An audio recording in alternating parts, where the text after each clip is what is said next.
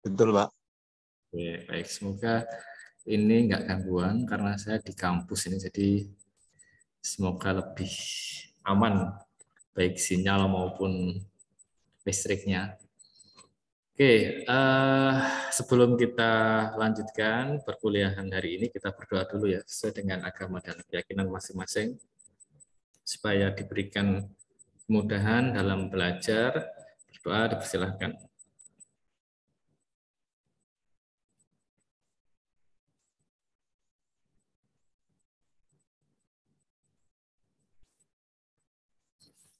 Oke, ini hari ini kita akan belajar tentang integral tentu. Nanti pendekatannya adalah dengan menggunakan jumlahan Riemann gitu ya. Jadi integral itu ada banyak, teman-teman yang belajar di matematika, nanti ada integral Riemann, ada integral Lebesgue, ada integral apa-apa gitu. Jadi macam-macam nanti apa namanya definisi integral dan teknis perhitungannya satu dengan yang lain agak sedikit berbeda. Nah, untuk integral yang kita gunakan, yang akan kita pelajari di mata kuliah kalkulus ini adalah khusus tentang integral Riemann. Jadi dia ditemukan atau pertama kali dikenalkan oleh Pak Riemann itu ya, Riemann itu. Jadi kemarin materinya sudah saya share di Classroom. Jadi bagi yang tidak punya bukunya James Stewart maupun Purcell dan kawan-kawan itu, nanti bisa Anda download materinya. Saya ambil potongan-potongan per bab, jadi biar nggak terlalu besar. Jadi kalau saya kasih satu buku langsung, nanti Anda malah malas membaca itu ya. Jadi saya uploadnya bab demi bab, biar Anda nggak bosan. Nah, teman-teman, tentang integral tentu atau integral dan jumlahan Riemann ini tidak lepas dari materi yang pertama dulu sebenarnya. Jadi background-nya atau latar belakangnya kita menggunakan pendekatan luas daerah di bawah kurva itu ya. Jadi kalau dulu Anda mungkin di kalkulus 1 gitu ya. Di kalkulus 1 atau di kalkulus diferensial itu Anda belajar tentang diferensial atau turunan. Nah, konsep kalkulus diferensial itu biasanya dia menggunakan konsep yang sering digunakan adalah konsep ini ya, biasanya kecepatan.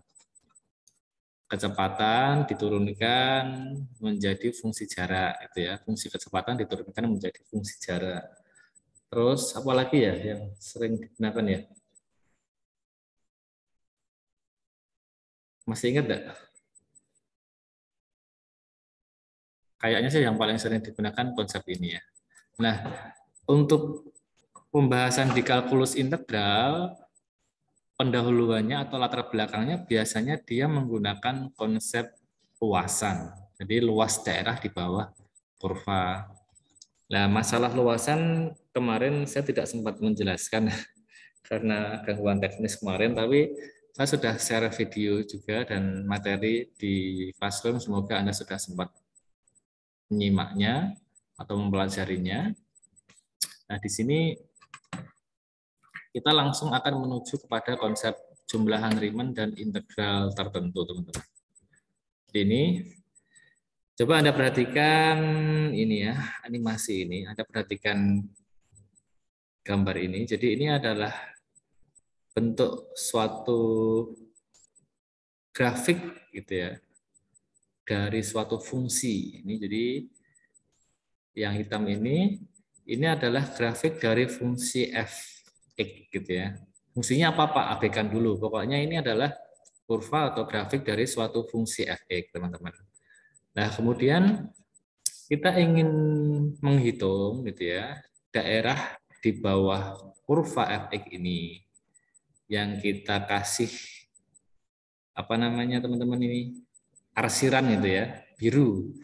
Arsiran biru ini cuma di sini agak besar karena kita mengambil partisinya partisi atau interval potongan-potongan itu. Jadi daerahnya kan dari sini ya. Kita ingin menghitung luasan daerah di bawah kurva fx dari titik x-nya sama dengan A ke titik x-nya sama dengan B. Jadi daerah antara ini sampai dengan ini. Karena kurva itu kan ini mungkin tidak terbatas ya. Kalau fungsi ini terdefinisi, misalkan dia terdefinisi antara minus tak hingga gitu, sampai dengan tak hingga gitu.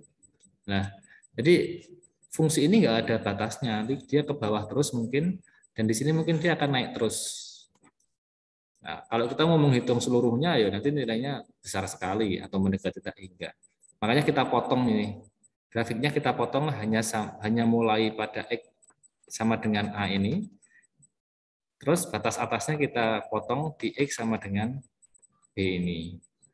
Nah, teman-teman, jadi persegi panjang kuning ini, gitu ya, ini diperoleh dari potongan-potongan di sini tadi.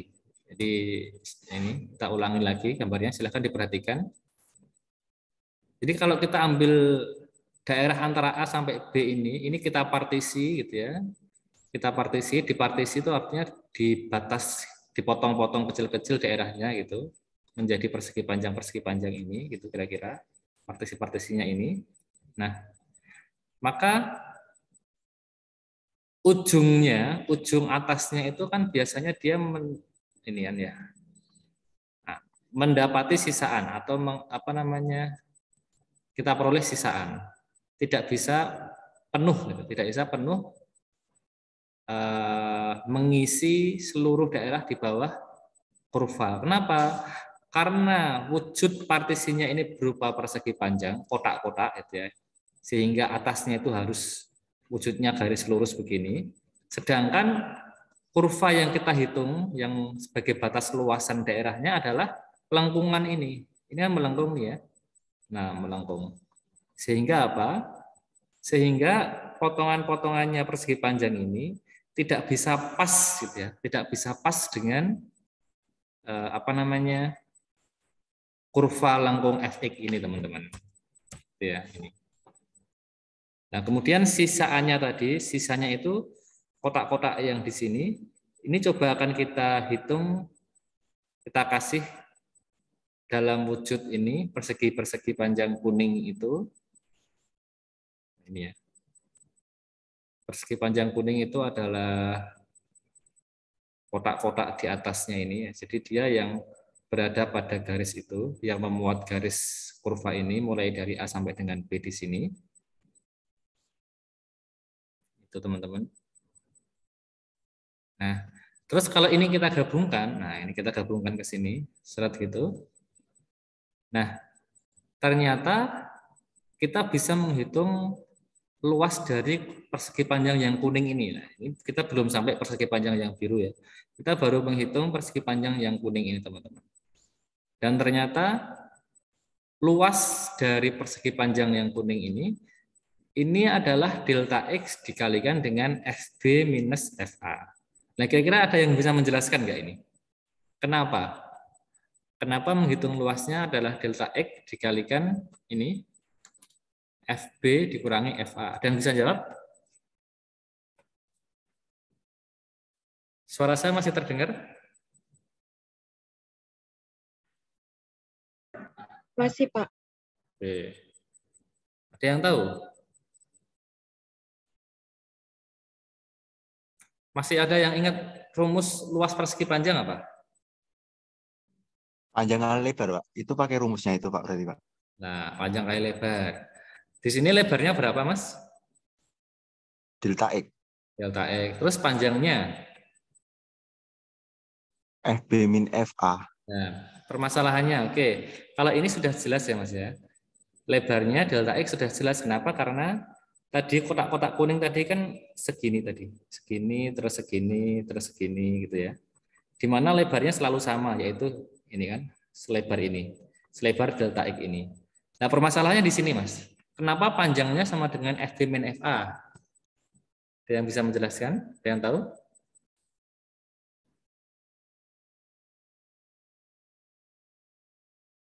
Halo?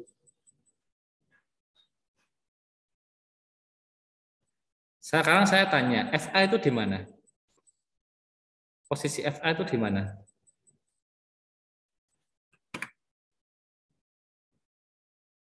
Halo?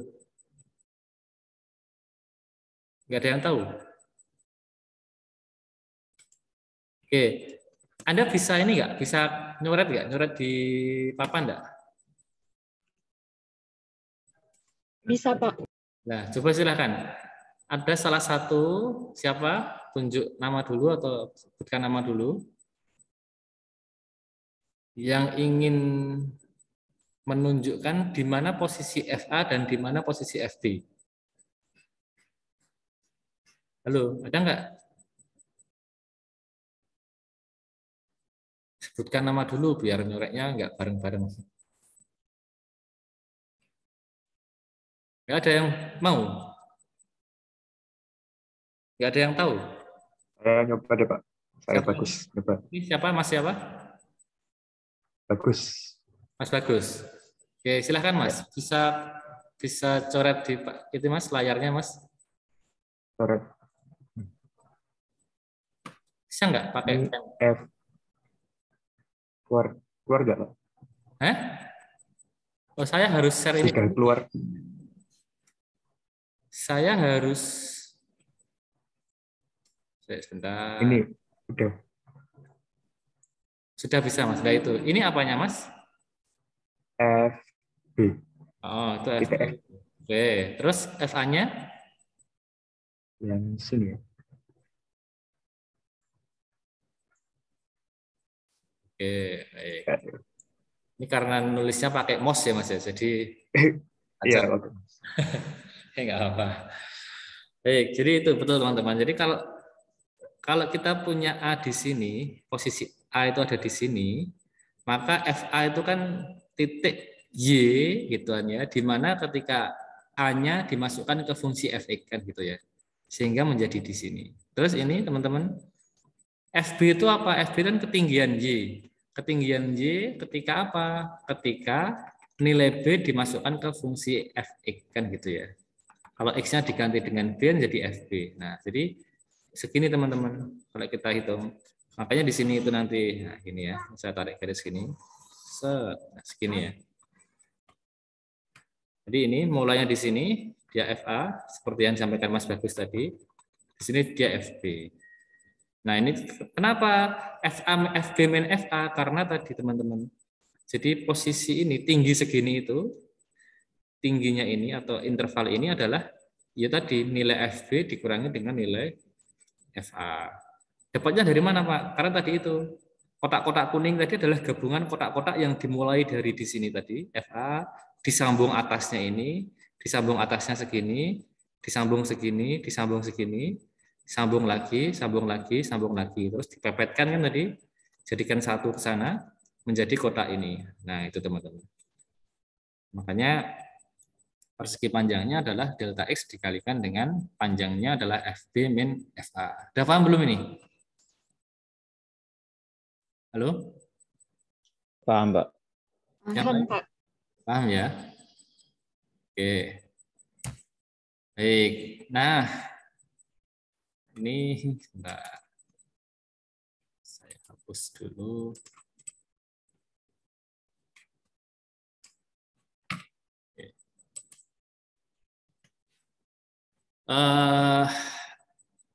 Apa namanya?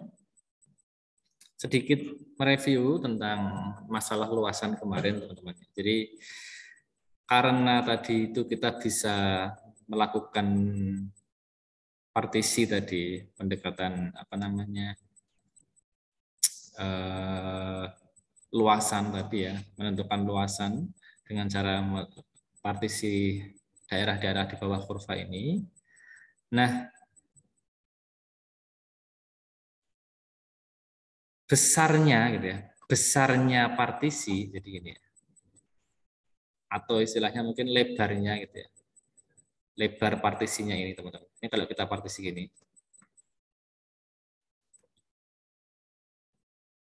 Lebarnya kan setiap ininya tadi delta X. Pokoknya kita partisi sehingga lebar ini selalu sama gitu ya. Selalu sama.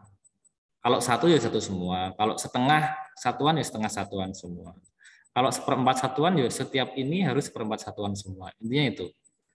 Nah, dari situ maka lebar dari partisinya atau yang bisa kita tulis sebagai delta X itu teman-teman, itu akan bergantung dengan seberapa banyak kita membuat partisinya, yaitu N, istilahnya N subinterval gitu ya.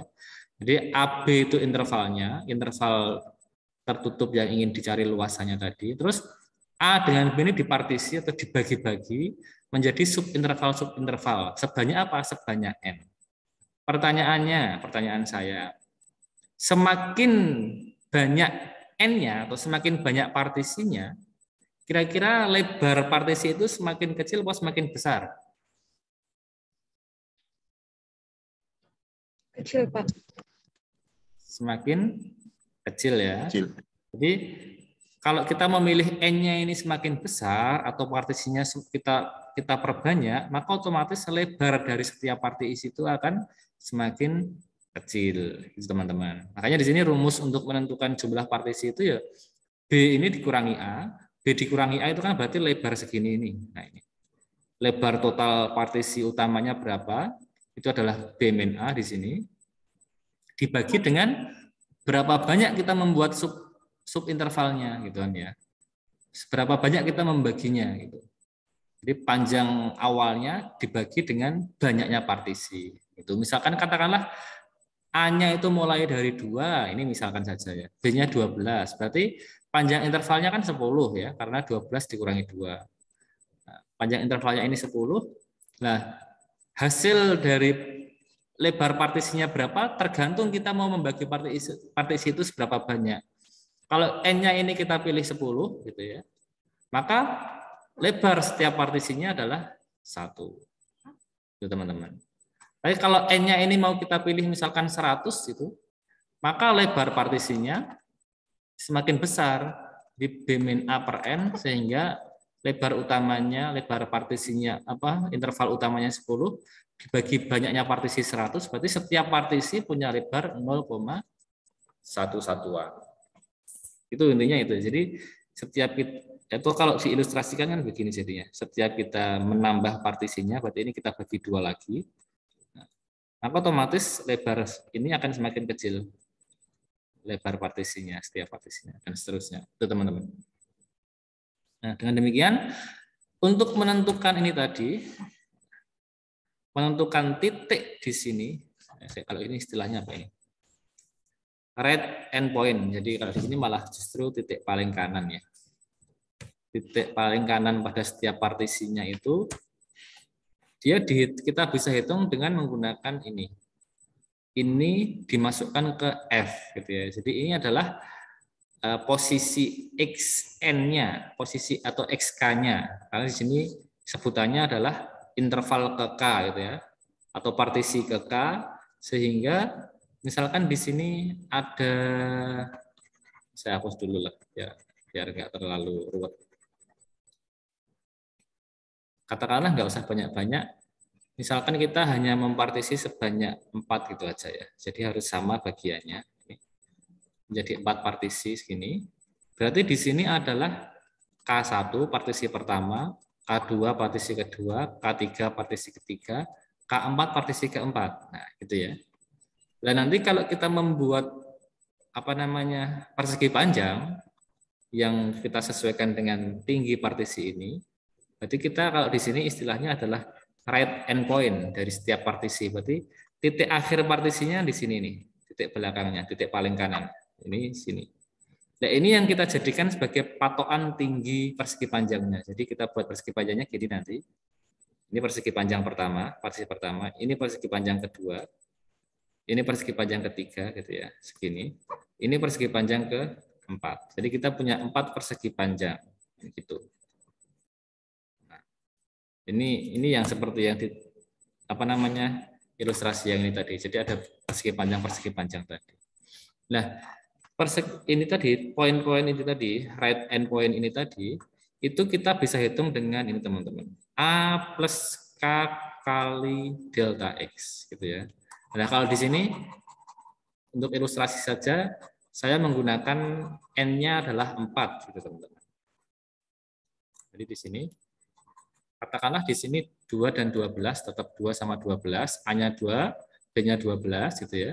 Terus kita membuat partisinya 4, sehingga panjang setiap partisi adalah 10 dibagi 4. Jadi, kok panjang, lebar setiap partisinya adalah 2,5. Nah, sehingga titik-titik akhir ini, titik akhir kanan ini atau right end point ini bisa kita hitung dengan menggunakan rumus ini. Kalau kita sudah punya delta X-nya adalah 2,5, berarti ini, titik ini adalah 2, ini kan mulanya 2 nih. 2, ini kan A ditambah partisi pertama, berarti K1-nya kan 1 dikali delta X kali 2,5, berarti di sini 4,5, gitu ya. Ini 4,5. Ini berapa ini? Ini adalah 2 ditambah 2 kali 2,5. Jadi 2 ditambah 5 adalah 7 di sini. Ini 7. Atau 4,5 tambah 2,5 lagi, gitu ya. Terus yang sini berapa? Ini ya 7 ditambah 2,5 lagi. Atau bisa dengan rumus ini berarti A kan tetap 2 ini. Ini kan A-nya ini.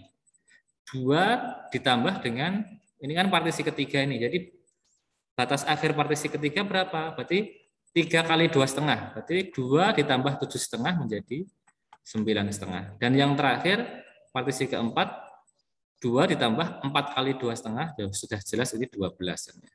Sudah jelas ini 12. 2 tambah 10, 12. Jadi ini digunakan untuk apa, teman-teman? Ini nanti yang dimasukkan ke fungsi F-nya.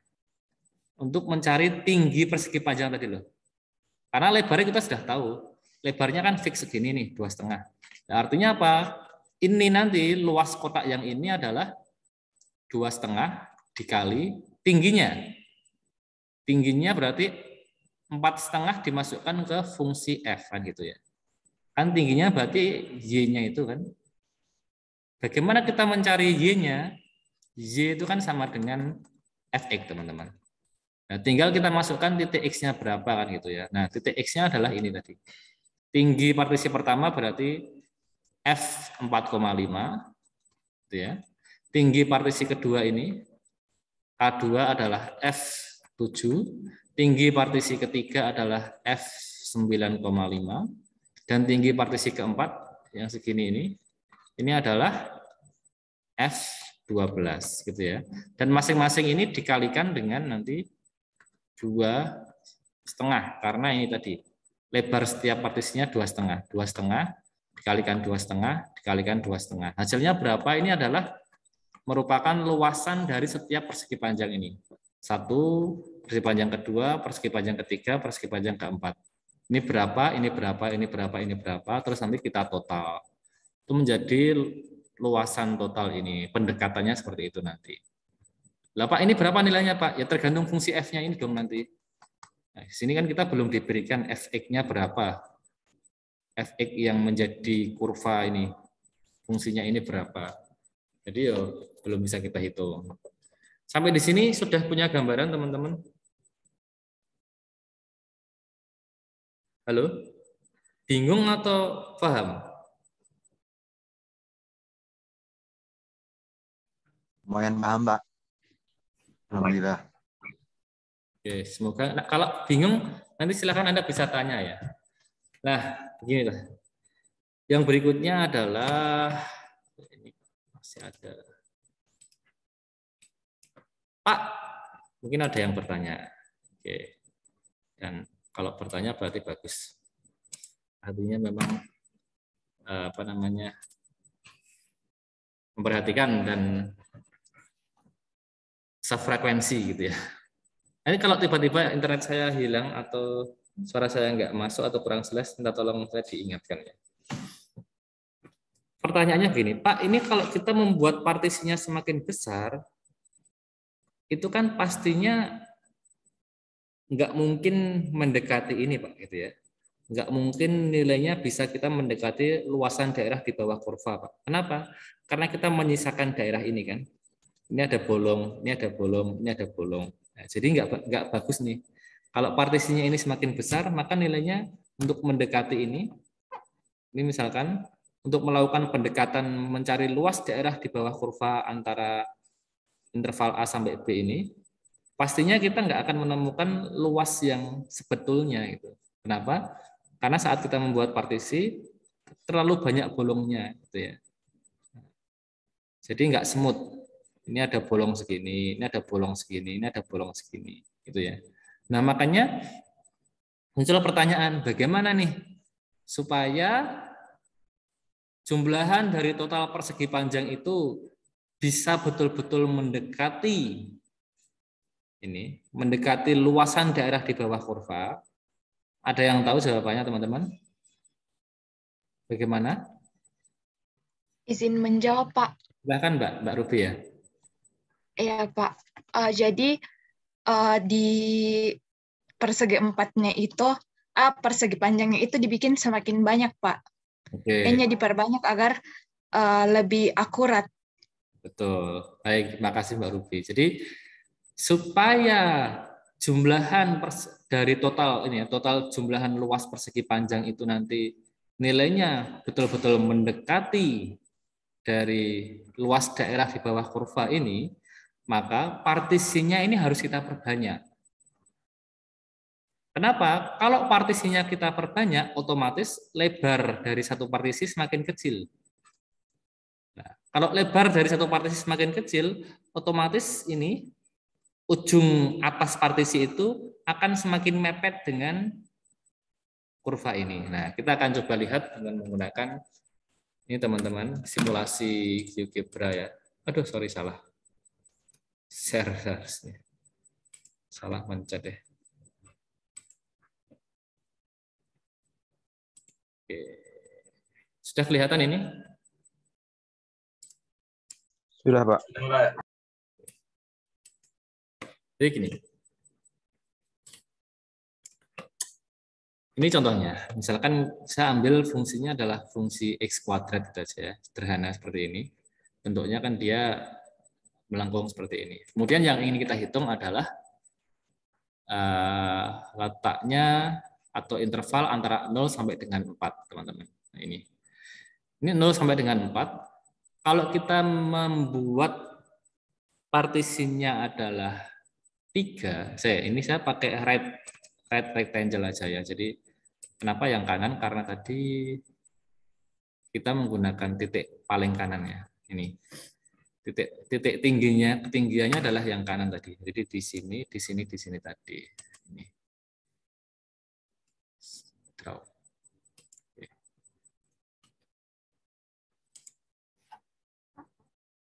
Aduh. Oke. Jadi ini.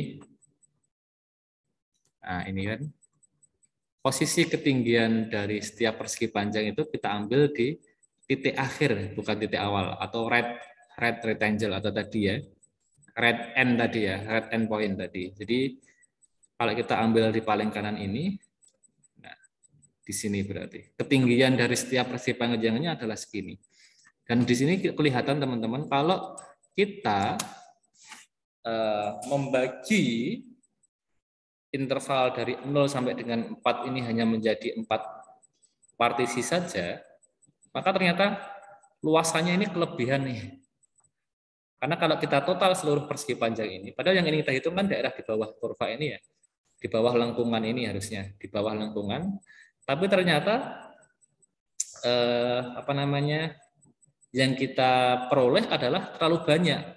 Kita punya sisaan segini nih, terlalu besar ini sisaannya. Ini. Nah, tadi seperti yang disampaikan Mbak Ruby tadi, maka bagaimana solusinya? Maka kita harus semakin memperbanyak partisi. Supaya apa? Supaya sisa, kalau posisinya ini sisa ya, sisanya semakin sedikit. Gitu. Jadi di sini N-nya, coba partisinya akan saya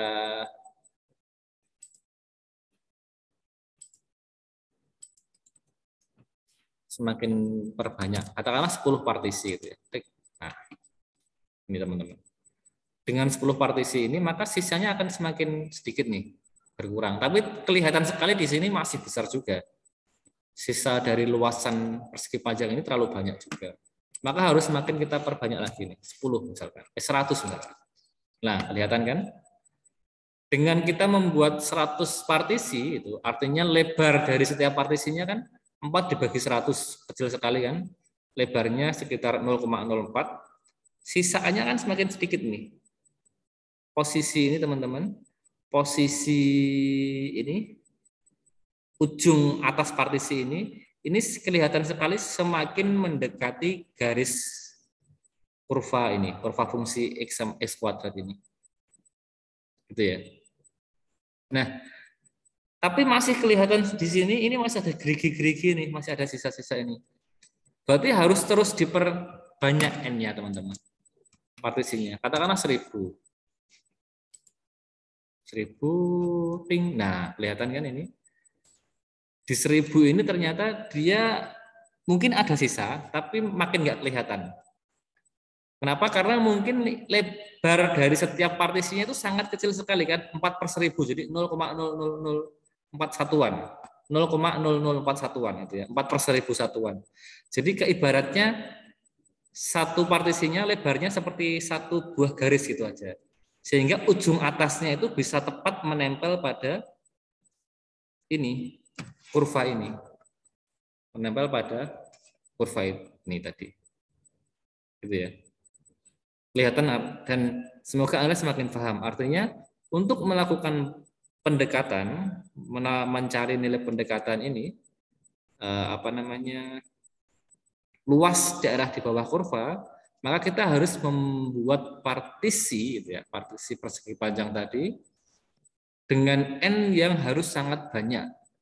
Tujuannya apa? Tujuannya supaya ujung atasnya itu dia bisa smooth, bisa mendekati garis kurva fungsinya ini. Jadi seolah-olah nanti berarti total jumlahan persegi panjang itu bisa mendekati atau hampir sama dengan luasan di bawah kurva yang ingin kita hitung itu tadi. Nah ini. Berapa jumlahannya di sini? Di sini 21,52695 dan seterusnya, bla bla bla ini. Ini kalau kita menggunakan tingginya adalah right endpoint, tapi kita juga bisa menggunakan left. Kalau left itu nanti berarti titik tingginya adalah kita ambil titik sebelah kiri, titik awal, atau kita juga bisa menggunakan midpoint. Jadi ketinggian dari persegi panjangnya adalah kita ambil titik tengahnya. Jadi biar kelihatan gini. Misalkan 10 aja lah ya. Nah ini. Nah, ini teman-teman. Kalau menggunakan ini titik sebelah kanan, right endpoint tadi, maka nanti akan jadi sisa kan. Total persegi panjang itu akan memiliki sisa luasannya. Kalau kita menggunakan left khusus untuk fungsi fx ini, ternyata dia akan jadi kurang malah. Karena ada daerah-daerah yang kosong ini, nggak terisi ini. Nah, ada ruang kosong. Ini ya. Kalau kita menggunakan midpoint, nah ini mungkin ya bisa dikatakan mungkin akan jadi lebih sedikit presisi. Kenapa? Karena sisanya ini bisa untuk mengisi kosong di sini. Sisa yang ini bisa untuk mengisi kosong yang ini. Sisa ini untuk mengisi kosong yang ini. Dan nanti ketika kita memperbanyak partisinya, otomatis ya titik tengah itu akan lebih mendekati ya, midpoint rectangle itu akan lebih mendekati garis grafik fungsinya ini. Karena dia memang posisinya di tengah-tengah partisi. Jadi yang digunakan sebagai tinggi dari persegi panjang itu nanti adalah titik tengahnya ini, tengah persegi panjangnya itu. Itu hanya masalah pemilihan sih. Tapi sebenarnya nanti ketika kita buat N-nya ini semakin besar, katakanlah ini 10.000 gitu, baik kita menggunakan left sum, midpoint sum maupun right sum, itu sama saja nanti. Hasilnya akan semakin sama. Ini masih, kalau N-nya besar, agak lemot. Ini pengaruh internet karena saya menggunakan programnya ini secara online, dan pengaruh komputer saya juga sih, ya Kananto. Nggak kuat ternyata. Oke, apa? Kita lewati aja. Terlalu besar ini. Itu teman-teman. Tapi intinya Anda sudah paham ya tentang masalah ini ya. Sudah paham belum dari ilustrasi tadi? Halo? Paham, Mbak. Nah, jadi tadi ini. Jadi dengan melakukan improvisasi, dengan melakukan perbaikan dari jumlah SN, Bagaimana melakukan perbaikannya? Itu tadi itu. Terus menaikkan nilai n, terus menambah jumlah n. Jadi ya paling baik di posisi apa? Ya yang kalau mau baik sekali ya n-nya harus kita buat menuju tak hingga. Artinya partisinya dibuat sangat banyak sekali gitu ya menuju tak hingga. Sehingga sebuah persegi panjang itu mungkin nanti wujudnya menjadi seolah-olah satu garis halus gitu. Kenapa? Karena lebarnya kan sangat kecil sekali.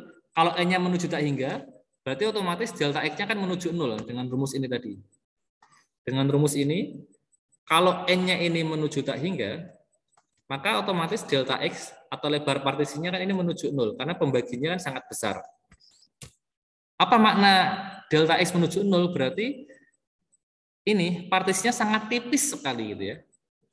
Tipis, garis yang sangat tipis sekali itu. Sehingga benar-benar atasnya itu bisa benar-benar halus menempel pada ini, menempel pada grafik fungsinya itu. Seolah-olah tidak ada celah sama sekali. Tidak ada sisa maupun tidak ada ruang kosong gitu ya. Jadi pas itu. Itu caranya, teman-teman.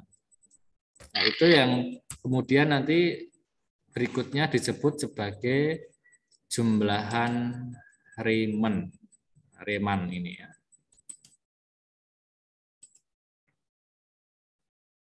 Sorry.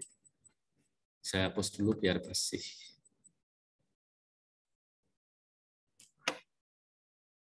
Oke. Ini recording saya masih aktif ya? Masih aktif record ya ini ya? Masih, Pak. Masih, Pak. Oke, sip. Nah, ini ya.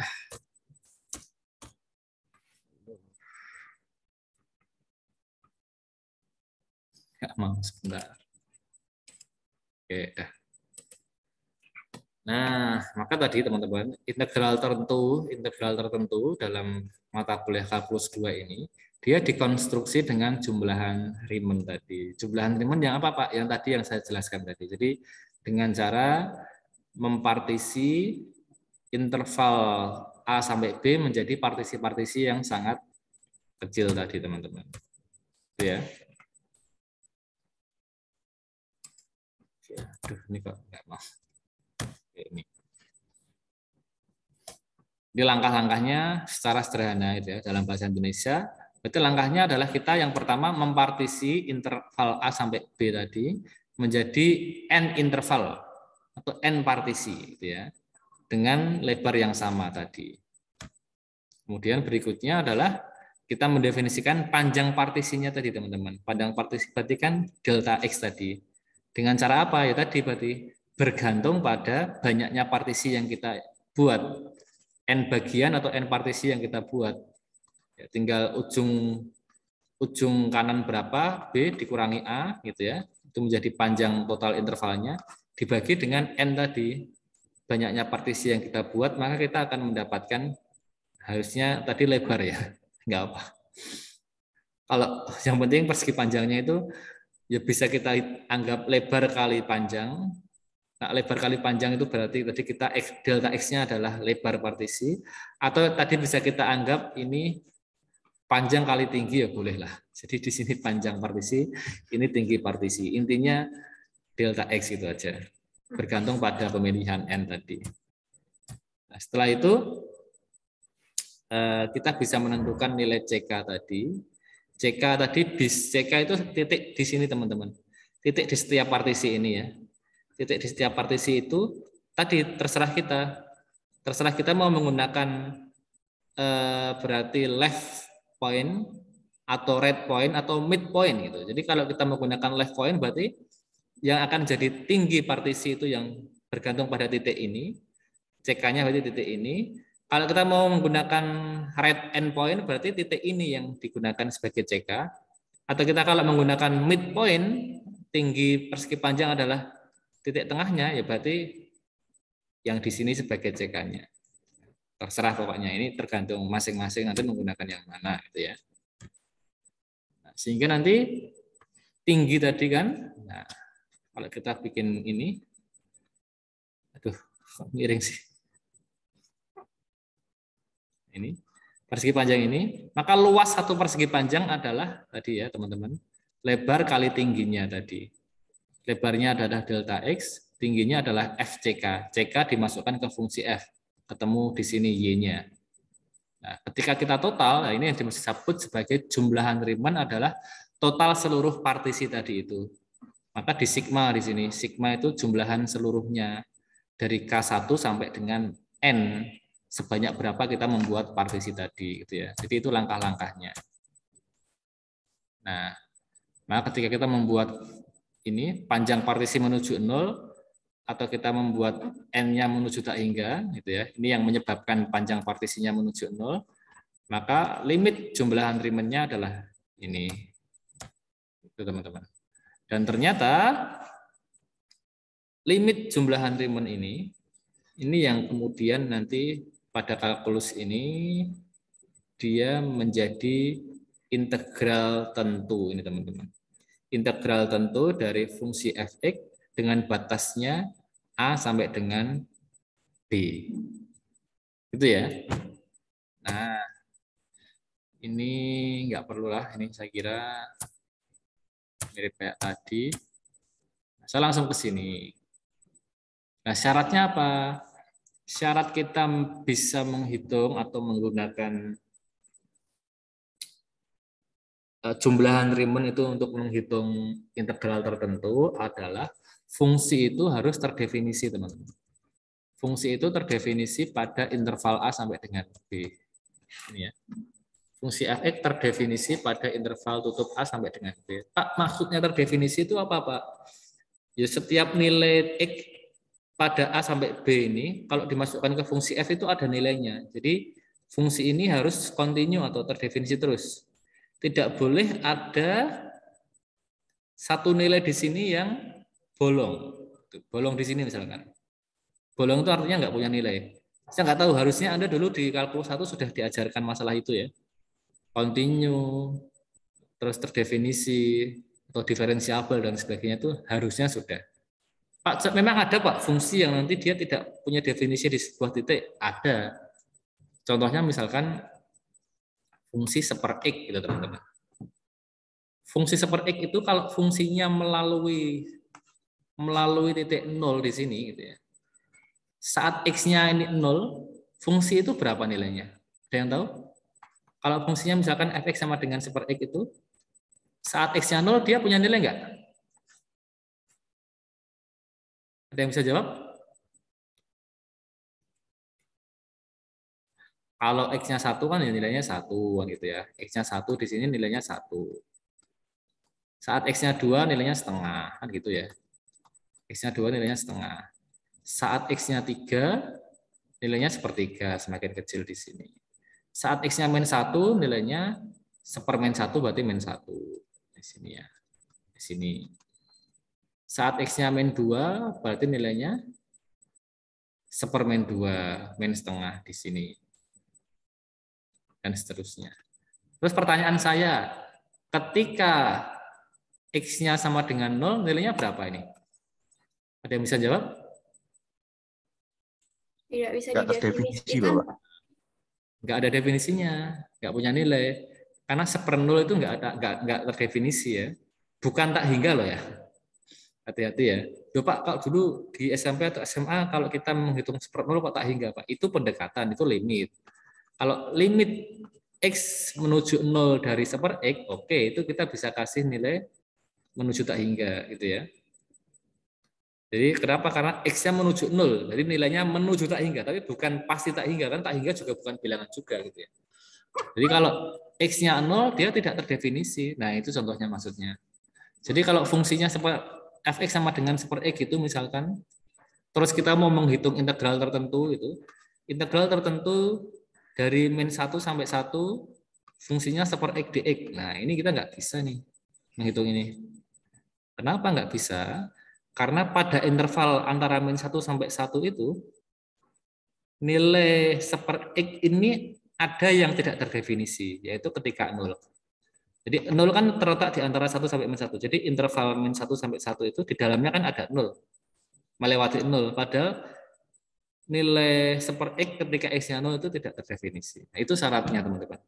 Syarat supaya integral tentu itu bisa dikaitkan dengan jumlahan Riemann, syaratnya harus fungsinya terdefinisi dulu. Paham belum maksudnya penjelasan saya ini? Halo? Paham, Pak. Paham ya? Oke. Kalau belum paham, bilang aja belum Pak. Apa santai aja ya. Nggak usah sungkan. Itu yang pertama. Lah yang kedua, ini bukan masalah bisa tidaknya pengintegralan, tapi masalah konsep cara pandang menghitung luasan. Nah ini teman-teman. Jadi integral tertentu kayak tadi itu, jadi kalau kita menggunakan integral tertentu gini, nah, gini ya. Jadi misalkan ini adalah fx, ini a sampai b, gitu ya. Kita menghitung luasan ini. Nah, luasan ini bisa kita hitung menggunakan integral tertentu. Jadi kita bisa menggunakan integral a sampai b dari fx dx. Jika apa? Jika nilai fungsinya itu selalu positif pada interval a sampai b. Berarti selalu berada di atas sumbu x. Itu yang dimaksud dengan nilainya fungsi selalu positif. Kenapa seperti itu, Pak? Karena akan jadi masalah ketika yang Anda hitung ternyata fungsinya di bawah ini negatif. Jadi fungsinya ternyata seperti ini. Nah, terus misalkan areanya ini A sampai B, ini fx. Nah, yang bawah ini kan ini namanya fungsi yang nilainya negatif nih. Karena dia posisi fungsinya, grafik fungsinya di bawah sumbu x. Kalau Anda menghitung rumusnya dengan ini, kira-kira hasilnya apa nanti teman-teman? Ada yang pernah nyoba dulu SMA?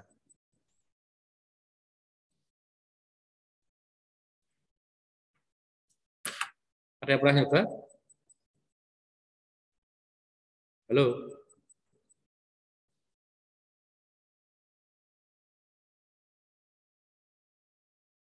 Belum tahu? Atau dulu salah menghitung biasanya gitu. Kadang-kadang kita pas salah mengerjakan tugas atau soal salah menghitung. Ketemunya apa? Nggak ada yang pernah? Halo?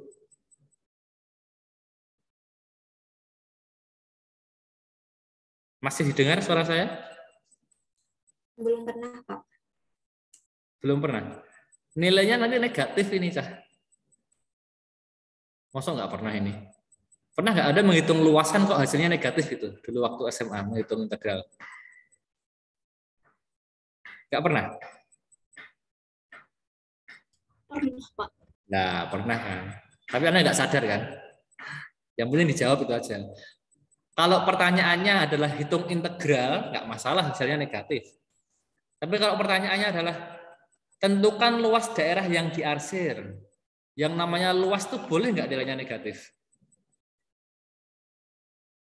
Nggak boleh. Boleh. Nah, makanya itu tadi. Jadi kalau posisi fungsinya itu negatif di bawah fungsi X, kita nggak bisa ini. Enggak. Harus diminuskan dulu fungsinya. Gitu ya. Jadi untuk menghitung yang bawah ini A sampai B, ini fungsinya harus diminuskan dulu. Minus fx dx gitu. Kenapa? Karena negatif dikali negatif ya biar positif nanti gitu. Itu maksud saya. Paham belum ini maksudnya? Paham, Pak. Paham ya? Itu yang pertama. Yang kedua, jangan juga menghitung fungsi yang nanti melewati sumbu x di tengah-tengah. Contohnya gimana? Misalkan saya hapus dulu. Jadi dia memotong sumbu x di dalam interval itu. Nah itu juga nanti kalau kita mau menghitung luasnya nggak bisa. Nanti Anda menghitung pakai integral terus asal dihitung itu pasti hasilnya nggak sama dengan luasnya. Jadi misalkan gini, ini sumbunya, terus fungsinya itu gini nah gini. Yang mau dihitung itu di sini nih. Daerah yang dibatasi oleh fungsi fx pada interval a sampai dengan b. Nah ini kan daerahnya di sini nih. Ini sama ini. Nah ini kalau Anda menghitung luasan ini, kedua luasan ini dengan rumus integral A sampai B fx dx, nah ini salah nanti teman-teman.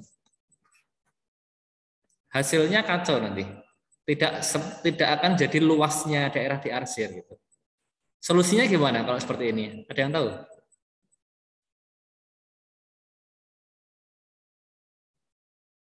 Halo?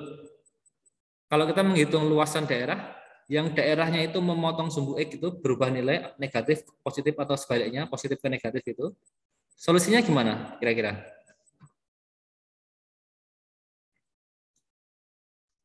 Kalau yang di memotong sumbu X dikasih variabel baru gimana, Pak?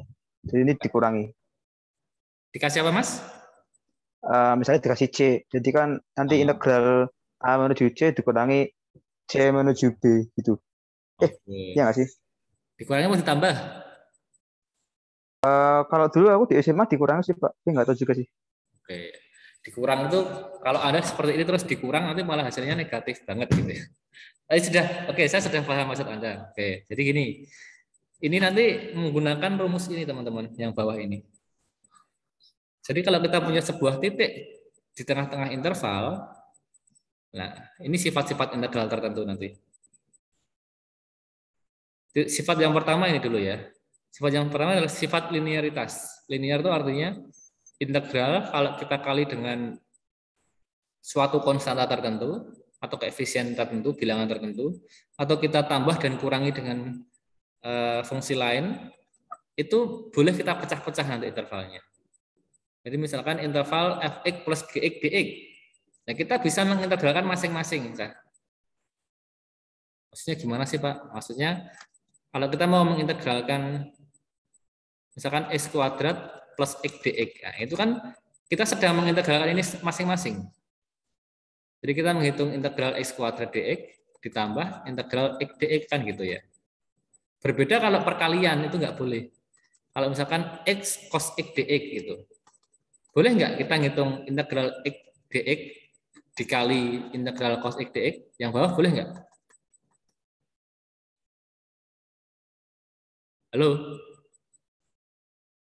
Yang bawah ini boleh nggak? Nggak boleh. Nggak boleh. Ini nanti caranya adalah sendiri ya. Caranya menggunakan apa kalau dulu Anda biasanya? Seingat? Lupa ya. Kuliahnya sudah online Pak dulu sekolahnya. Ini yang bawah kita menggunakan integral parsial. Jadi nggak bisa ini, nggak ada rumus ini. Perkalian di sini terus diintegralkan sendiri-sendiri, x berapa, cos x berapa, terus dikalikan hasilnya, ini nggak boleh. Tapi kalau jumlahan atau pengurangan boleh. Jadi ini plus minus boleh. Plus atau minus boleh ini. Kita pecah masing-masing. Jadi x kuadrat dihitung sendiri, diintegralkan dulu sendiri, x-nya dihitung sendiri, nah, baru hasilnya dijumlahkan boleh. Itu yang pertama. Yang kedua yang tadi ada P, ada Q itu pengali fungsi. Kalau pengalinya adalah bilangan biasa, konstanta, dia boleh keluar dari integralnya. Jadi misalkan di sini 3x kuadrat itu, nah kita boleh itu 3-nya kita hitung sendiri. Kita integralkan dulu x kuadrat, hasilnya berapa, baru nanti dikalikan 3 itu boleh. Itu maksudnya itu sifat linear. Nah yang kedua ini Caca. Yang kedua adalah mempartisi integral. Nah, mempartisi integral manfaatnya nanti untuk kasus yang seperti ini. Kasus yang di atas ini. Jadi kalau kita menemui kasus integral atau menghitung luasan dari suatu daerah yang dibatasi fungsi, tapi fungsinya ternyata memotong sumbu X nih. Memotong sumbu X di sini. Pada interval itu, interval A sampai B, fungsinya memotong sumbu X di C. Nah, atau kalau kita mau samakan dengan rumus yang di sini, ini saya balik aja. Yang ini yang C, yang ini yang B. Dan nanti biar, salah. Biar rumusnya langsung bisa digunakan. Ini C, ini B. Nah, kita bisa pecah nih integralnya. Jadi menghitung integral A sampai C, kita pecah menjadi ini, A sampai B dihitung sendiri, itu kita sedang menghitung yang ini. Terus B sampai C dihitung sendiri, kita sedang menghitung yang ini. Nah, tadi masalah ditambah apa dikurang, tinggal dilihat ininya. Bagian mana sih yang posisinya di bawah sumbu X? Itu kita negatifkan gitu aja. Karena ini yang di bawah sumbu X adalah yang bagian interval A sampai B. Makanya yang A sampai B ini yang kita kasih minus gitu. Di sini yang diminuskan, gitu. Mau di sini boleh. Ini pilihan. Mau di luar integral atau mau di dalam integral yang diminuskan terserah. Nah, itu sama aja. Karena toh minus itu kan sama dengan dikali min 1 ya. Nanti bisa dikeluarkan juga dari dalam integral. Gitu. Jadi tadi Mas, kalau tidak selalu depan dikurangi belakang. Depan kurangi belakang itu kalau kasusnya nanti begini Mas. Kalau fungsinya begini. Nah, ini A sampai C misalkan B-nya di sini. Nah, pertama di atas, yang kedua di bawah. Nah, ini berarti depan dikurangi belakang. Kenapa yang belakang dikurangi, Pak? Karena posisinya di bawah sumbu X. Dikasih pengurangan supaya menjadi positif nanti. Gitu. Sudah jelas belum? Oh iya Pak, itu Pak. Tadi saya itu diagramnya kayak gitu. Nah, itu. Jelas Pak. Yang ini ya. Siap. Jadi besok tidak harus yang belakang yang negatif loh ya. Dilihat dulu grafiknya Mas ya. Mana yang di bawah sumbu X, mana yang di atas. Yang sudah di atas sumbu X tetap positif, tapi yang nanti di bawah sumbu X jadi negatif. Udah paham belum? Siapa Mbak? Nah, atau gambarnya misalkan di atas semua gitu ya. Di atas semua itu misalkan gini ya. Nah, gambarnya gini nih. Fungsi majemuk gini nanti ya. Nah, gini. Ini juga bisa dipartisi cah ngitungnya. Ini A sampai C, ini B di sini sama. Ini kita bisa pakai rumus ini. Jadi integral A sampai B berapa, integral B sampai C berapa. Kalau gambarnya seperti ini, ada nggak yang negatif ini? Yang paling bawah ini? Nggak ada Pak. Nggak ada. Berarti ini nanti dijumlahkan ya seperti rumus asalnya ini. Seperti rumus asalnya ini ya dijumlahkan semua. Bagian pertama dijumlahkan bagian kedua. Udah paham belum ini maksud saya? Paham semuanya? Bertanya, Pak. Paham, Pak. Oh ya, silahkan yang mau bertanya siapa? Wisnu, Pak. Mas Wisnu, yang mana Mas? Ya, misalnya kalau dia pakai nilai minus, kenapa enggak itu aja Pak, pakai integral harga mutlak Pak, biar udah pasti hasilnya plus gitu Pak. Bisa nggak Pak? Atau nggak bisa? Boleh, nggak masalah. Tadi kalau pertanyaannya adalah menghitung luasan, dan kalau kita sudah jelas posisinya sepenuhnya di bawah atau sepenuhnya di atas boleh Mas. Gitu ya. Sepenuhnya di atas itu tadi ya, kayak di slide sebelumnya tadi ya.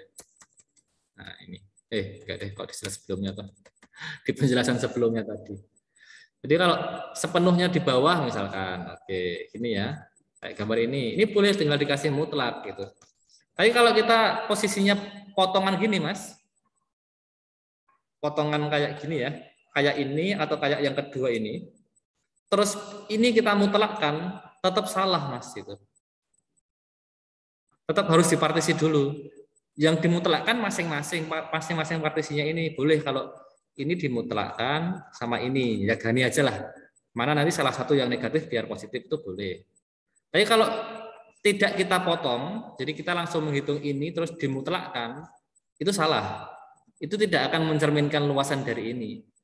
Jadi kalau nilainya posisinya grafiknya melalui sumbu X, memotong sumbu X ini, entah yang bawah, entah yang atas ini, tetap harus kita partisi Mas sebelum dimutlakkan. Mas Wisnu, paham belum? Oh, berarti harus tetap dipartisi, jadi dibelah dua dulu Pak. Ya, tetap harus dibelah jadi dua, baru dimutlakkan masing-masing gitu kan. Seandainya kita nggak tahu gambarnya yang kayak bawah atau yang kayak atas sih gitu ya. Jadi karena kan yang penting kita jaga nih mana yang minus gitu. Jadi kita kasih partisi yang depannya kita partisi, yang belakang kita partisi. Kita kasih mutlak, yang belakang juga kita kasih mutlak. Itu boleh. Tapi tetap harus dipartisi jadi dua, Mas. Tidak bisa langsung gelondongan gini, langsung pakai rumus utama ini. Pokoknya saya langsung menghitung A sampai C, ini kan. A sampai C terus kita kasih harga mutlak itu nggak bisa, tetap nanti hasilnya salah. Paham maksud saya? Paham Pak. Paham ya? Oke. Sebagai contoh ini, biar Anda tahu ini ya. Tahu ilustrasinya. Ini sudah bisa jalan lagi belum ini? Oke. Ini misalkan, saya nggak usah pakai itu. Saya pakainya, salah. Ini fungsi yang mudah aja. Fungsi Y sama dengan X saja. Nah, ini Mas. Fungsi Y sama dengan X. Terus saya mau menghitung misalkan luasan ini, area dari daerah mana ini, bisa nggak ya? Integral start X. Integral fungsi f dari min 2 sampai 2 gitu aja lah. Ting gitu Mas. Nah, pertanyaan ini Mas. Garis ini Mas, kelihatan nggak nih? Grafiknya kelihatan nggak di layar kalian? Kelihatan ya? Garis Y sama dengan X kan ini membelah ini ya, memotong sumbu X di titik 0 ini ya. Betul nggak? Iya, Pak. Terus seandainya saya mau menghitung ini nih, luasan yang di arser ini. Dari min 2 sampai 2. Berarti kan yang pertama dia di bawah, yang kedua dia di atas nih. Kalau kita langsung menghitung integral langsung, Mas, ternyata hasilnya 0 nih. Padahal luasannya ini 0 apa enggak? Enggak, Pak. Ya kan? Nah, ini mau kita kasih mutlak pun tetap 0. Masalah kan? Iya, Pak. Ya enggak? Nah, kecuali gini. Integral kita potong nih. F dari min 2 sampai 0 kita hitung sendiri. Nah, terus integral fungsi f dari 0 sampai 2 kita hitung sendiri 2. Nah, ini baru kelihatan nih. Yang bawah hasilnya ternyata min 2 ini. Yang kanan hasilnya 2. Nah, baru tadi jaga-jaga ada nilai negatif, baru kita kasih nilai mutlak atau harga mutlak. Boleh sih keduanya dimutlak, boleh, karena seandainya kita nggak tahu gambarnya mana nanti yang di atas, mana yang di bawah, pokoknya setiap bagian dimutlak semua, biar hasilnya positif semua boleh. Sehingga ini 2 jadi 4. Itu, jadi yang saya maksud tadi itu. Jadi tetap nggak bisa kita langsung menggunakan utuh terus dikasih mutlak, nggak boleh, karena ini ada area yang terpotong di sini.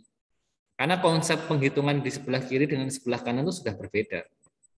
Yang sini fungsinya di bawah sumbu X, ini fungsinya di atas sumbu X. Gitu. Jadi tetap harus dipartisi di titik mana dia memotong sumbu X-nya. Ya paham, Mas? Ya, Pak. Paham, Pak. Semoga dengan ilustrasi ini makin jelas. Oke, itu ya. Kita lanjutkan.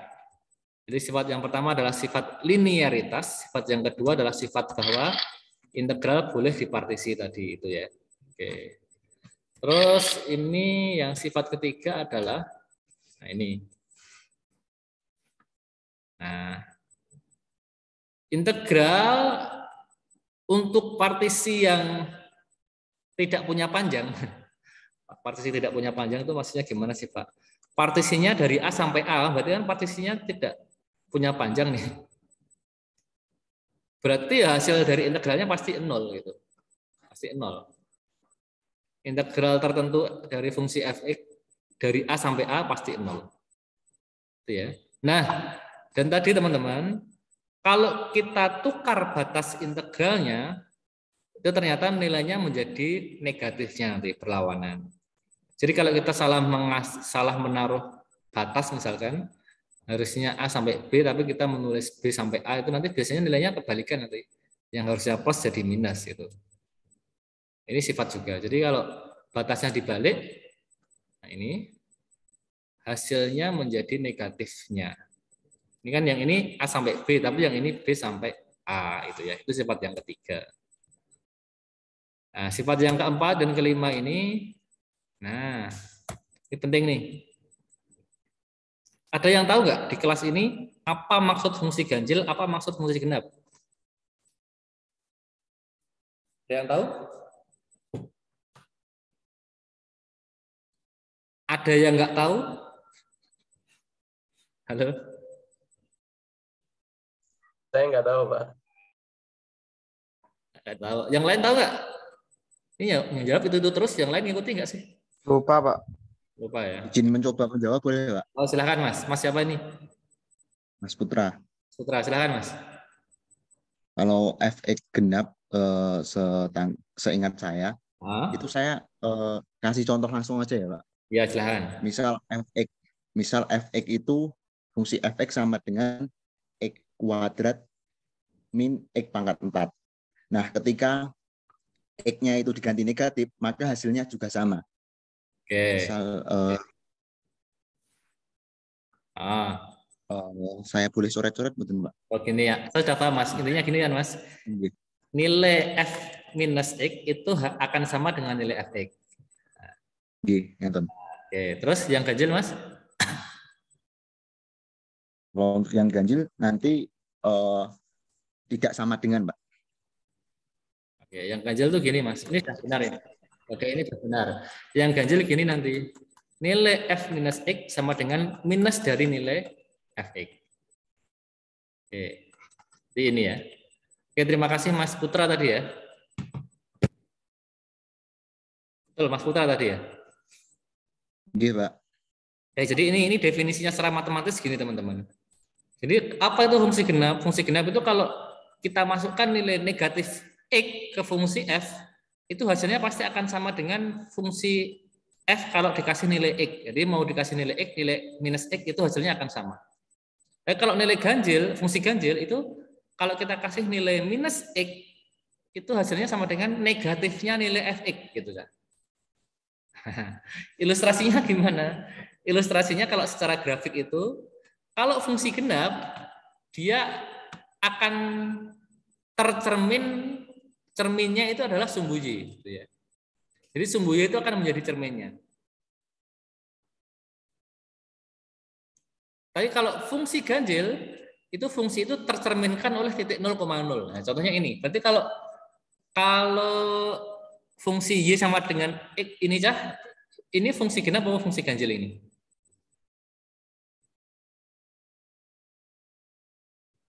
Bagian kanan dan bagian kiri ini grafik fungsinya ini cah. Grafik fungsi itu garis gambar. Perhatikan garisnya saja, nggak usah. Ini nggak usah diperhatikan. Ini nggak usah diperhatikan. Perhatikan garisnya aja ini. Garis bagian sebelah kanan dengan sebelah kiri itu dia tercerminkan oleh sumbu Y atau tercerminkan oleh titik 0,0? 0,0 Pak. 0,0 ya. Nah, kalau tercerminkan oleh titik 0,0 berarti dia fungsi ganjil. Nilai f minus x itu sama dengan nilai minus fx. Maksudnya gimana sih Pak? Ini ya. Kita cari nilai min 2. Berapa nilainya ini? Min 2 aja. Dimasukkan nilai min 2 berapa? Min 2. Min 2. Kalau dimasukkan nilai 2 berapa? 2 kan? Nah, berarti kan f min 2 itu sama dengan minus dari f2 toh? Betul enggak? Paham maksudnya ini? Betul, Pak. Paham maksud saya ya? Jadi kalau secara grafik itu, secara grafik perubahannya akan tercerminkan di sumbu X. Ini fungsi ganjil. Nah, tadi kelihatan kan sifatnya ini. Kalau fungsinya fungsi ganjil, maka kalau di sini batasnya minus A sampai A, hasilnya pasti 0. Sudah kita tulis tadi di sini. Maka integral dari fungsi Y sama dengan X itu, kalau kita kasih ambil integral yang min 2 sampai 2, ya pasti 0. Gitu. Nggak hanya min 2 sampai 2, min 3 sampai 3, ya pasti 0. Pokoknya selama ininya sama, gitu ya. Sorry, ini 3. Min 3 sampai 3, mana sih? Kok hilang terus? Oh ini yang bawah nih, sorry. Min 3 sampai 3 ya jadi 0. Min 4 sampai 4 ya tetap 0 dan seterusnya. Min 100 sampai 100, nah gitu ya. Ya tetap 0 gitu ya. Gambar gini. Paham enggak? Paham, Pak. Paham ya? Oke, nah terus fungsi genap bagaimana? Fungsi genap itu kalau secara gambar itu kelihatannya nanti dia tercermin oleh sumbu Y. Contohnya adalah ini ya. Ini ya. Fungsi kuadrat. Y sama dengan X kuadrat. Ini bagian kanan dengan bagian kiri itu kan cerminnya. di mana dia tercerminkan oleh sumbu Y. Paham nggak? Paham, Pak. Paham lah. Perhatikan, kalau fungsinya sudah kita ganti nih. Fungsinya sudah kita ganti. Terus kita hitung nih, min 2 sampai 2 misalkan. Nah, nih. Berapa nilai min 2 sampai 2? Ternyata ini F min 2-nya 4, F2 juga 4. Sama ya ini ya. Syaratnya tadi gini. Cirinya gini ya. F minus A sampai A itu 2 kalinya 0 sampai A. Dan ciri yang kedua tadi ya, ini. Nilai F min X itu akan sama dengan nilai Fx. Terbukti di sini. Nilai F min 2 ya 4, nilai F2 ya 4 gitu ya. Nilai F min 3 ya ini 9. Nilai F3 juga 9 yang bawah ini. F min 3 9, F3 juga 9. Pokoknya nilai minus X-nya akan selalu sama dengan Fx-nya. Itu yang perlu kita pahami. Terus ini, kalau itu sudah, saya mau tadi, ciri yang berikutnya tadi, sifat berikutnya yang di sini tadi, di bawah ini. Kalau yang atas kan pasti 0, tapi yang bawah itu 2 kalinya 0 sampai A. Gitu. Jadi gini, F min 3 sampai 3, integral ini ya, integral min 3 sampai 3, berarti kalau kita lihat gambarnya kan gini. Batasnya ini, min 3 sampai 3 ini, dia 18, itu akan sama dengan 2 kalinya 0 sampai 3. Gitu ya. 2 kalinya integral fungsi F dari 0 sampai 3. Nah ini kan. Jadi integral minus A sampai A itu akan sama dengan 2 kalinya 0 sampai A. Nah, di sini kita mengambil min 3 sampai 3, hasilnya 18. Kalau kita ambil 0 sampai 3, hasilnya 9. Atau bisa juga 2 kalinya yang bagian kiri boleh, atau 2 kalinya yang bagian kanan boleh. Gitu. Karena hasilnya akan sama. Integral F dari min 3 sampai 0, hasilnya juga sama, 9. Jadi bagian sebelah kiri 9, bagian kanan 9. Karena memang dia simetris ini. Simetris di tengah-tengah, jadi tercerminkan oleh sumbu Y. Maka berlaku sifat yang bawah ini. Jadi itu ya, ingat-ingat, kalau fungsinya genap, nilai integral dari minus A sampai A itu 2 kalinya 0 sampai A. Ya, kalau fungsinya ganjil, integral fungsi itu dari minus A sampai A itu ya pasti 0. Paham belum? Halo? Bapak izin bertanya, Paham, Pak. Silakan Mbak. Mbak siapa? Novia ya? Novita, ya. Kita. Tadi yang genap tadi kan contohnya X kuadrat kan, Pak. Nah, misal kalau fungsinya selain kuadrat, ada nggak, Pak? Ada. Kelipatannya kuadrat biasanya, Mbak. Kelipatannya kuadrat itu biasanya Berarti X pangkat yang 4. menghasilkan itu genap gitu ya, Pak? Oh, ini kan. X pangkat 4 ini kan juga simetris nih, Mbak. Sama kan ini? Ini 97,2, dia 2 kalinya 48,6.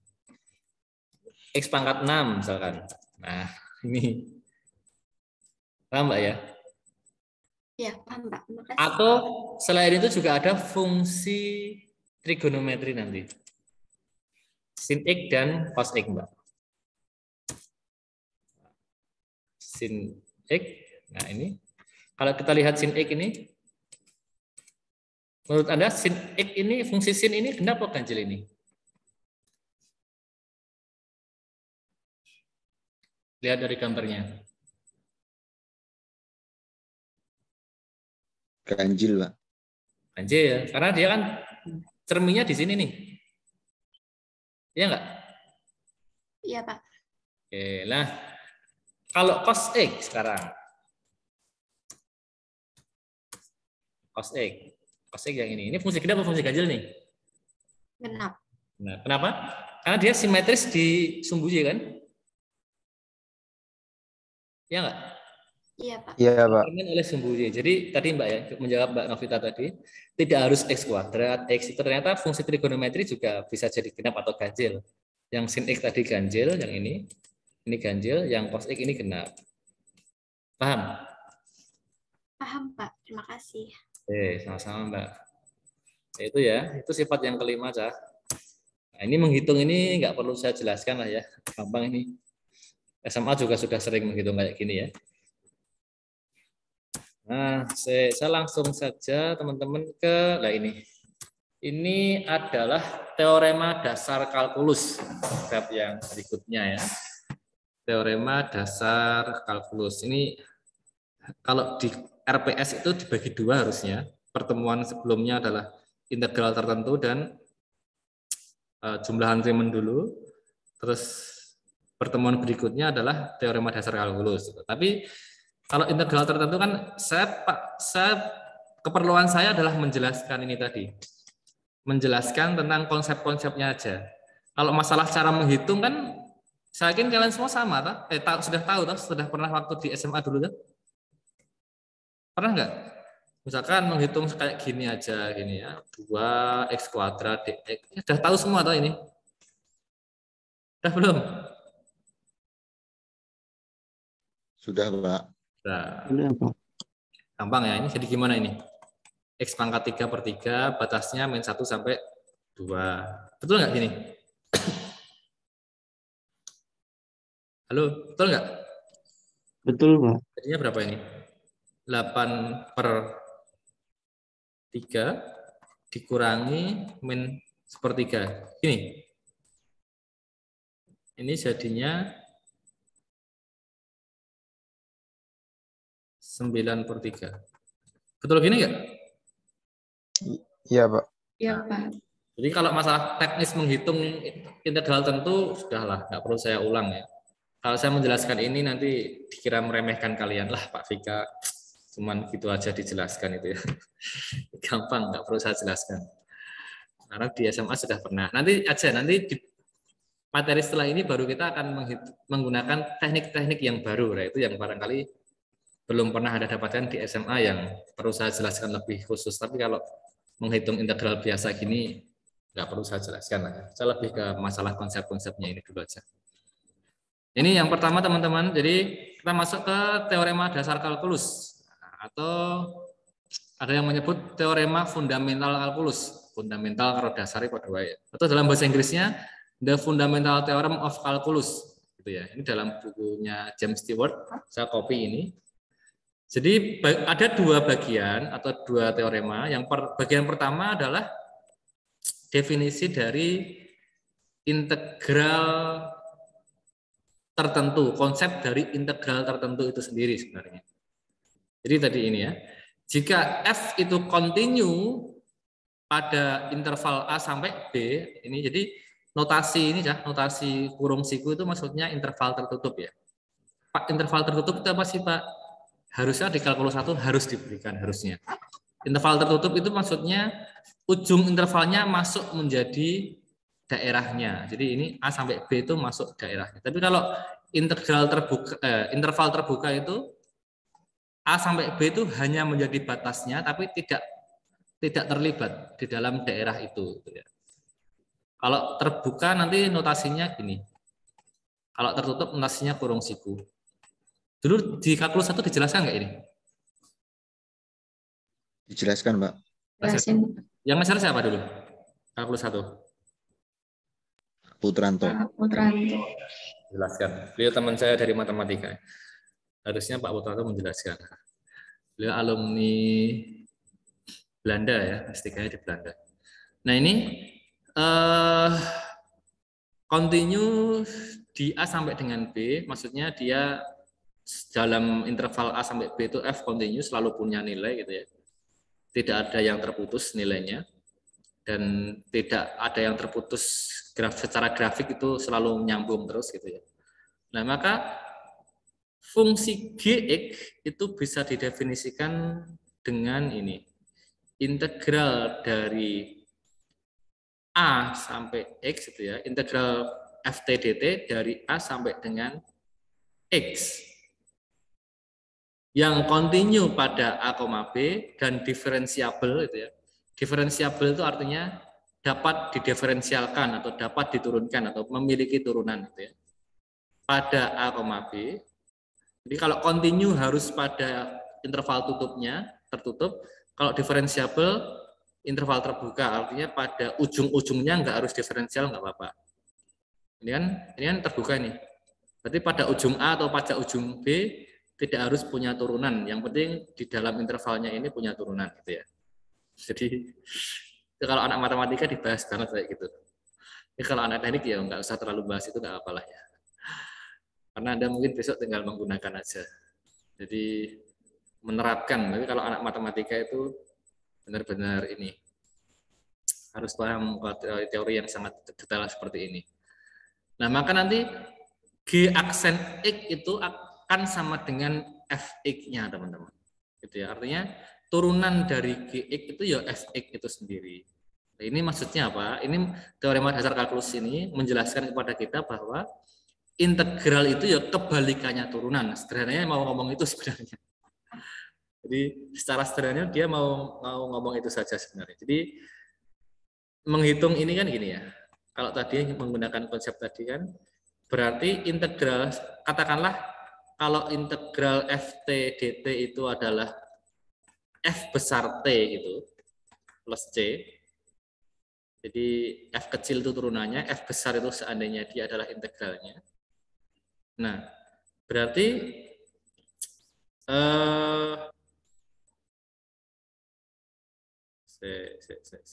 G aksen X. Nah ini berarti Gx itu apa? Kalau dia tertentu, berarti kan batasnya A sampai X dimasukkan ke sini. Berarti F besar X gitu kan ya, dikurangi dengan F besar A. Gitu ya. Nah, yang F besar X itu wujudnya adalah fungsi, yang ini wujudnya adalah konstan. Yang ini wujudnya masih dalam fungsi dalam X. Yang ini karena sudah dimasukkan langsung nilai A, maka wujudnya kan konstanta ini. Hasil akhirnya konstan atau bilangan. Maka ketika ini diturunkan G aksen X, maka Fx diturunkan juga akan kembali ke Fx kecil, F yang kecil gitu ya. Sedangkan yang belakang karena ini konstanta atau bilangan kalau diturunkan apa hasilnya? 0. 0, berarti habis, yang belakang habis. Kita hanya akan mendapatkan ini gitu ya. Jadi itu. Jadi sebenarnya teorema dasar kalkulus 1 itu hanya ingin mengatakan kepada kita bahwa turunan dan integral itu saling berkebalikan gitu ya. Lah, utamanya pada integral tertentu ini, kalau batas atasnya itu X, batas bawahnya harus konstan ya. Supaya kalau diturunkan lagi, di integral diturunkan lagi, yang belakang itu karena konstan maka dia akan jadi 0, habis. Nah, itu ya. Tapi kalau yang bawah ini bukan konstan, ini ya nanti fungsi juga misalkan X atau apa, ya enggak jadi kebalikannya. Jadi yang X yang atas, yang bawah konstan. Biar yang ini 0, sehingga ya turunan dari Gx ya sama dengan Fx itu sendiri. Jadi itu teorema dasar kalkulus yang pertama. Kemudian ini tadi ya penjelasannya tadi sudah saya jelaskan. Contohnya ini. Contohnya. Tentukan derivatif. Derivatif itu berarti turunan ya, bahasa yang biasa kita gunakan. Dari fungsi Gx yang didefinisikan seperti ini. Integral 0 sampai X dalam kurung ini ya. Akar 1 plus T kuadrat dt. Nah, tadi ya, asal integralnya yang atas X, yang bawah itu adalah konstan, ya sudah. Berarti fungsi ini ya turunan dari Gx itu sendiri. Ya tinggal T-nya diganti X saja. Maka ya ini tadi hasilnya ini. Akar 1 plus T kuadrat, ya tinggal T-nya diganti X, berarti menjadi 1 plus X kuadrat. Karena yang ditanya adalah turunan dari fungsi Gx, yang Gx itu adalah integral. Yang integralnya batasnya bawah konstan, batas atasnya X. Berarti tidak lain fungsi yang diintegralkan itu ya turunan dari Gx itu sendiri. Tinggal T-nya diganti X. Tapi tadi syaratnya harus continue ya. Kalau akar 1 plus T kuadrat itu continue pasti ya di di seluruh titiknya T. Kenapa? Karena nilai ini selalu kuadrat itu berarti selalu positif. 1 ditambah bilangan positif pasti hasilnya positif. Bilangan yang positif di akar tuh pasti selalu ada nilainya. Jadi continue, selalu continue. Ya itu contohnya. Paham belum ini maksudnya, Cah? Halo? Paham belum? Contoh lain gini misalkan. Carilah turunan itu bisa menggunakan kata-kata gini atau bisa menggunakan simbol gini. Ini berarti kan turunan ya. Dari fungsi Gx untuk integral 2 sampai X gitu misalkan. Di sini misalkan fungsinya ruwet. Ruwet itu misalkan akar sin T per 1 plus T kuadrat dt. Nah, ini kan ruwet ini yang bawah ini. Yang diintegralkan itu kan ruwet. Nah, kalau ruwet gini, Anda nggak perlu nih mencari nilai. Anda nggak perlu mencari nilai ini diintegralkan dulu baru diturunkan lagi kelamaan. Kita langsung menggunakan TDK1 tadi aja. Syaratnya kan terpenuhi nih. Yang ini sin T, nilai sin kan selalu positif atau enggak sih? Oh enggak ya, sorry. Nilai sin enggak selalu positif ya. Dikuadratkan aja lah ini. Sin kuadrat T ya, biar selalu positif.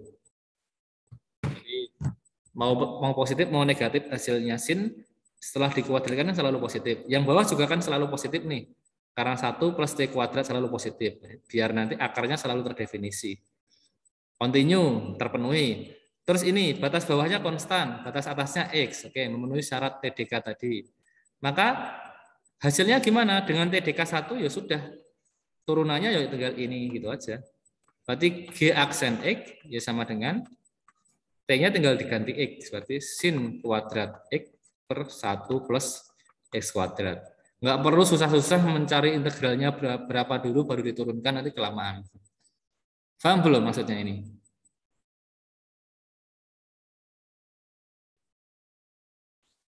Paham, Pak. Yang lain paham?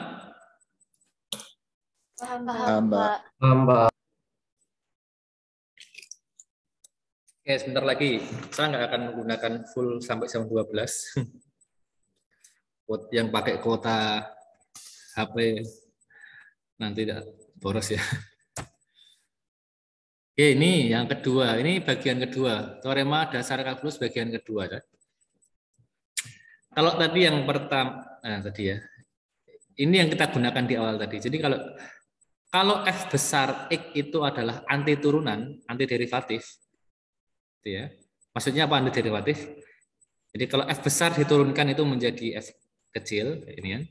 Turunannya F besar X, F besar aksen itu adalah F kecil kayak ini. Berarti integral A sampai B Fx dx itu ya seperti kita menghitung Fb dikurangi Fa gitu aja.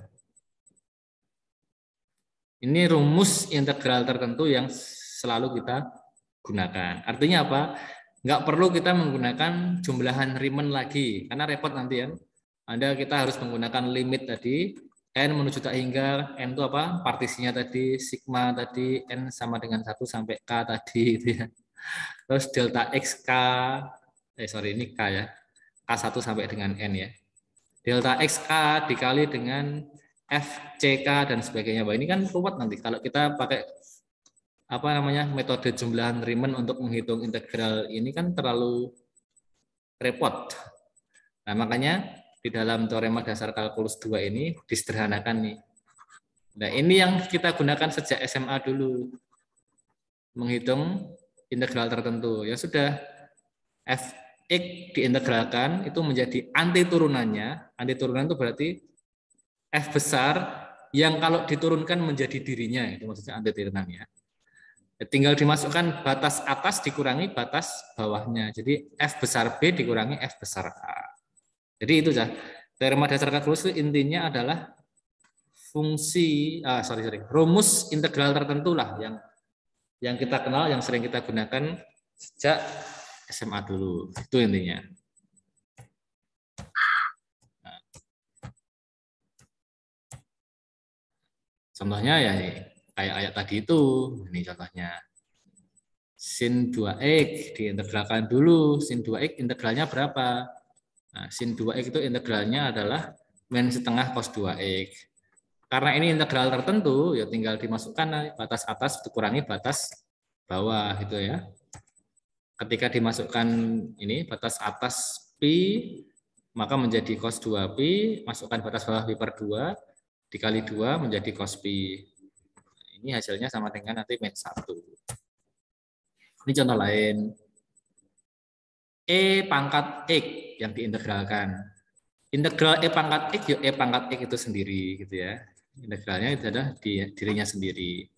Nah, karena integralnya dirinya sendiri, ya tinggal dimasukkan nih batas atas, batas bawah. Berarti E pangkat 3 dikurangi E pangkat 1 gitu ya. Karena ini dimasukkan kan batasnya. Kalau X-nya diganti 3 menjadi E pangkat 3, X-nya diganti 1 menjadi E pangkat 1. Atau ini misalkan hitung daerah di bawah parabola Y sama dengan X kuadrat dari 0 sampai 1. Nah, ini tinggal dicari anti turunan X kuadrat berapa. Anti turunannya atau integral tak tentunya berarti sepertiga X pangkat 3. Kenapa? Karena kalau tadi anti turunan berarti kalau dia diturunkan menjadi kembali ke dirinya sendiri. Gitu ya. Turunan dari sepertiga X pangkat 3 adalah X kuadrat. Nah, ini anti turunannya. Batasnya berapa? 0 sampai 1. Tinggal dimasukkan berarti. Masukkan batas atas dulu. X pangkat 3 per 3, masukkan batas atas, berarti diganti X-nya diganti 1 pangkat 3 per 3. X-nya diganti 0 menjadi 0 pangkat 3 per 3. Yang ini 0, jadi tinggal sepertiga. Ini adalah daerah di bawah parabola ini untuk batasnya 0 sampai dengan 1. Itu ya, jadi teorema dasar tadi sebenarnya hanya ingin menjelaskan kita apa yang sebenarnya selama ini sudah kita ketahui sebenarnya. Saat SMA mengerjakan itu tentang turunan, tentang integral. Sudah kita tahu cara kerjanya, tapi kita nggak tahu asal mulanya itu aja. Dan di sini kita baru dikasih tahu asal mulanya. Paham maksudnya ini?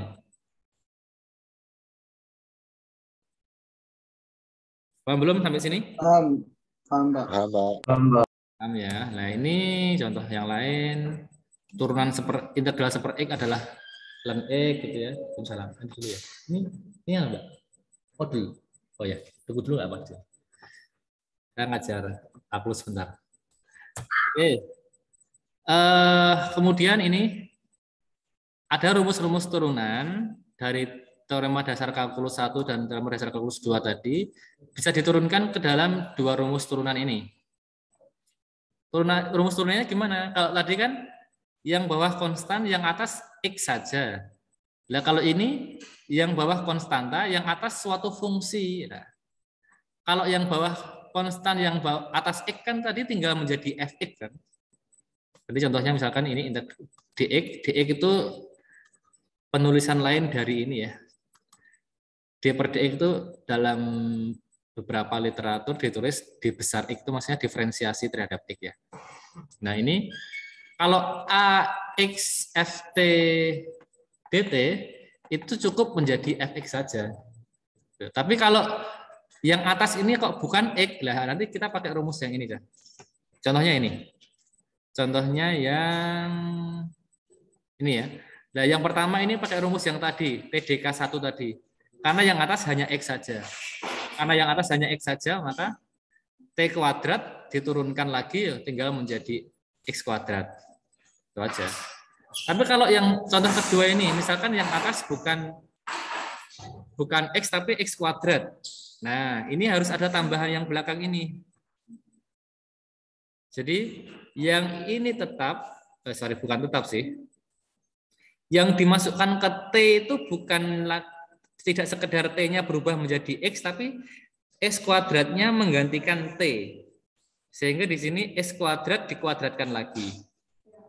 Jadi yang ini T-nya diganti X kuadrat menjadi 1 per X kuadrat dikuadratkan lagi ditambah 1.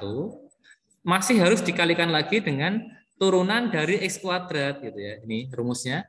turunan dari U-nya. X kuadrat diturunkan sama dengan 2 kan? Sehingga yang ini menjadi X pangkat 4. Yang atas turunan X kuadrat adalah 2X ini.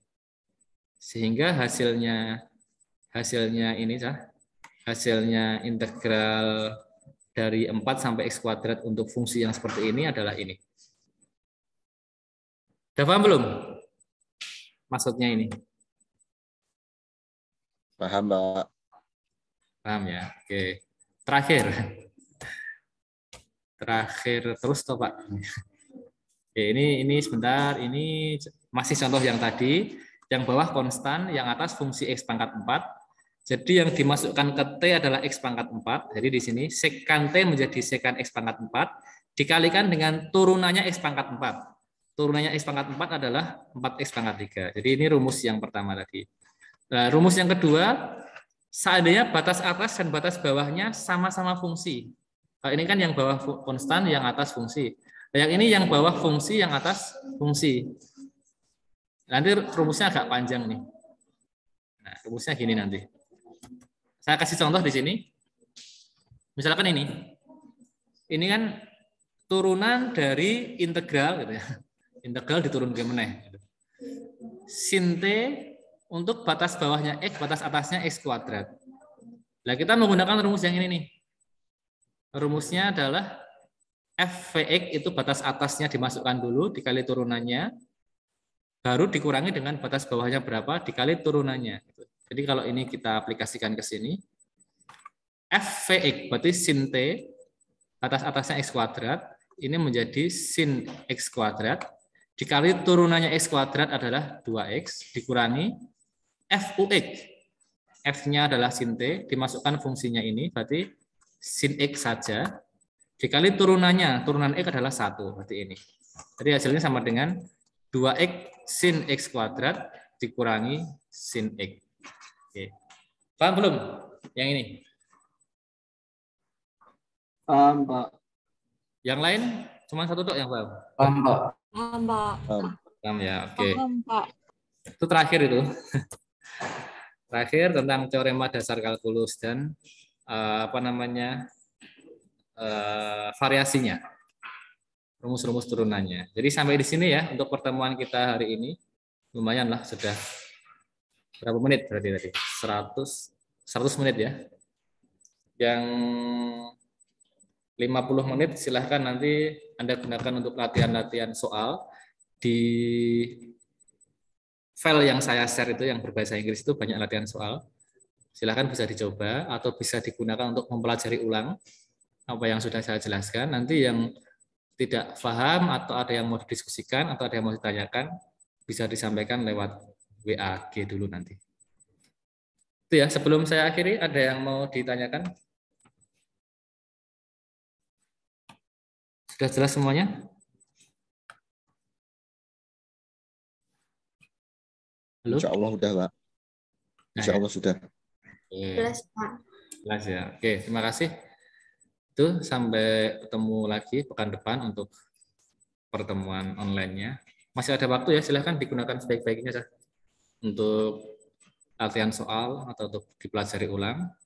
Kita cukupkan dulu pertemuan hari ini. Selamat siang. Assalamualaikum warahmatullahi wabarakatuh. Waalaikumsalam warahmatullahi wabarakatuh. Terima kasih, Pak. Terima kasih, Pak. Terima kasih, Pak.